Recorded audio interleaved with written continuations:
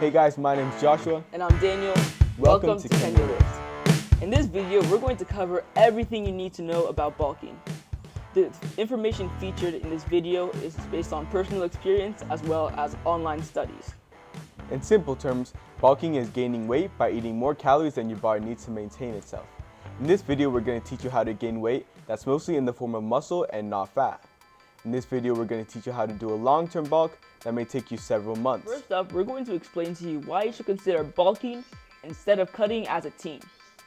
In your teens, your whole body is in constant development and growth.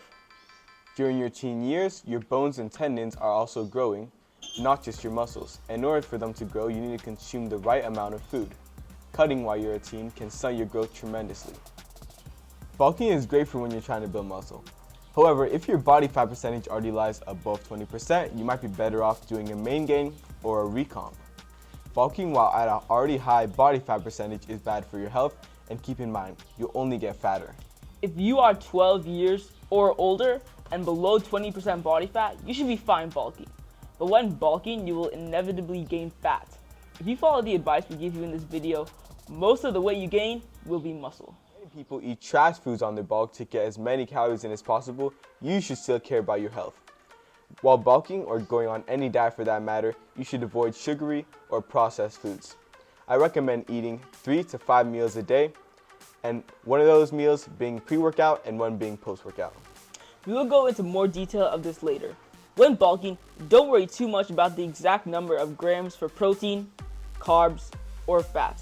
Try to range that you should get into. The main thing you should be working on is tracking calories and This next part of the video is going to be for people who are tracking the food that they eat on their bulk to get the best results from their bulk. Keep in mind, this is not necessary for bulking. However, it's very helpful if you're a beginner, you've never bulked before, or if you're struggling with how much you should eat and you really want to know for sure how much instead of just guessing. So that's what this next section of the video is for. So when calculating your food, the first thing we recommend you to do before starting is calculating your BMR. BMR stands for basal metabolic rate.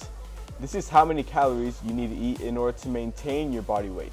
If you know this, then you'll know how much you have to eat in order to gain weight and at what rate you want to gain weight at, depending on how much you eat. You can simply search for a BMR calculator on whatever browser you use. They should ask for your age, height, weight, gender, and about how much exercise you do on a weekly basis. A lot of BMR calculators are for 18 plus, so try searching one for teens. Here's a good one that I'll put in the description below. The next thing we're going to talk about is MyFitnessPal.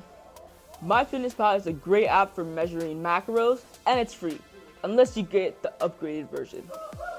On MyFitnessPal, you can just search the food that you want to get and then put that in. It's going to tell you how many grams of protein, carbs, and fat are in that food and how many calories. This way, you can just put in the food that you're eating and it will tell you how much grams of the different macros you're eating throughout the day. Another way you can track your food is by measuring with the kitchen scale. Weigh the bowl or the plate you're using first, then measure the food in the bowl. Subtract the weight of the bowl and weigh the plate with the food. And then put it in MyFitnessPal, whether you decide to use ounces, grams, or pounds. Make sure you don't only pay attention to your calories, but also to your grams of protein, carbs, and fats, as those are also important. Make sure you're not just eating a ton of carbs and only like 10 grams of protein. With that, you're not going to build as much muscle as you would, and you'll mostly gain fat. So make sure you pay attention to those other macronutrients. Don't pay too much attention to them, but make sure you're still eating them in a good amount. Tracking macros can be hard when your parents cook, but there's a way to make that simpler. If they make beef stew, for example, just search beef stew with potatoes on MyFitnessPal or whatever else they add in there. Pick the one that fits and weigh on a kitchen scale, and you're done. Also, don't worry about the vegetables that your parents make, like onions, celery, and carrots, because those things literally have so little calories, and they're in very little portions, so they don't have a notable effect on your daily macro count. I started weightlifting last year in August. I have gained 45 pounds or 20 kgs since then. I started my bulk in November 2022. Going into my bulk, I was 125 pounds or 56 kgs. For comparison, I now weigh 162 pounds or 73.5 kgs.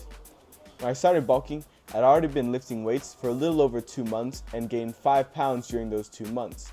It is important to note that I grew 3 inches in height during my bulk, so that made up some of the weight I gained. I'm still bulking currently and still have a six-pack despite all of the weight gained. That means I haven't gained much fat and most of my gains have been muscle. You should be gaining weight to about 0.5 pounds to 0.75 pounds per week depending on how lean you are and when you started your bulk. We recommend checking your weights every 2 to 3 days, but make sure you do it on a certain day each week.